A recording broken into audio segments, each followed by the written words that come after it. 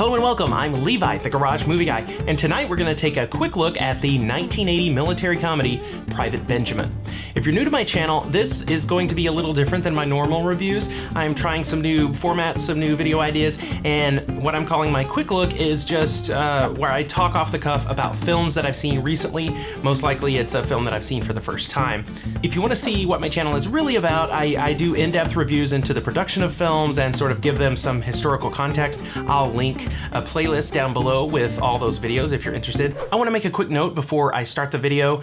I don't usually go into spoilers in my reviews, I try not to, but for this quick look, I kind of had to spoil a kind of big thing in the film. So if you don't want the film to be spoiled, I would recommend you go ahead, watch it right now. If you like 80s comedies, if you like Goldie Hawn, then yeah, go watch it, come back, and we'll talk. But with that, I'll get right into the video. Private Benjamin could be described as a Goldie Hawn vehicle. It was released in 1980 and it starred Goldie Hawn as Judy Benjamin, a sort of princess character who has been working her entire life to prepare herself to be married to a rich man for a sort of life of leisure. This dream comes true for her. At the beginning of the movie, she gets married, and that night her husband collapses on top of her in the throes of passion and he's dead. So she has to sort of reevaluate her life. You know, it's really hard for her, and she goes, and I would say she sort of got hoodwinked by an army recruiter. He sort of promised her exotic travel and things, and of course when she gets to boot camp, it's nothing like that, and she wants to go home immediately. Everyone laughs in her face, and at this point you're thinking, you know, this is a predictable comedy, you know, princess character gets thrown into the army. For the most part, you'd be right, but the movie does take a turn about halfway through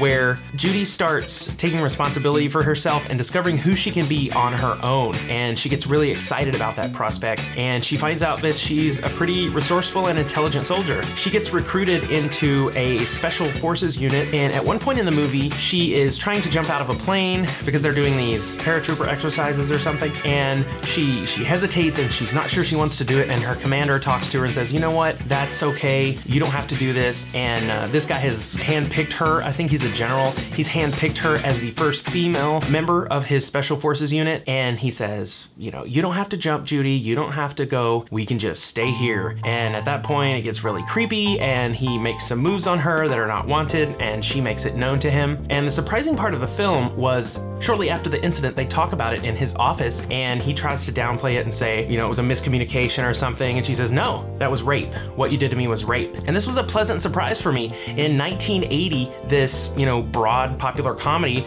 was talking about rape in the context of unwanted advances. She made no bones about it, and she was direct, and she said, no, I didn't want that, and you were trying it, and that was called rape. And as I said, that really surprised me in this film, and it made me like it even more. I was enjoying it up to that point. If you want, you know, a 1980s comedy starring Goldie Hawn, then this is a good choice. These sort of feminist messages in the film kept coming, and I don't want to give the whole film away, but she has a relationship with a Frenchman played by Armand Desante. The way their relationship develops and eventually turns out sort of pushed the movie in a good direction, I thought. I was really pleased with the ending, I won't give it away, but I just wanted to drop in real quick and talk about this movie because I enjoyed it so much and it surprised me. So that's about all I have today. This is going to be a very short video. If you're new here and you like this content, then please subscribe to my channel. You can like the video or comment down below. I like to start conversations in the comments. But for my normal reviews, I go in a little more depth into the production of the film, some of the key players in it, directors, actors, writers, and give you a little bit of historical context. So if that sounds interesting, I will put a link down below to a playlist with some of my full-on reviews. But this has been a quick look at Private Benjamin, and until next time, I'm Levi the Garage Movie Guy. See ya.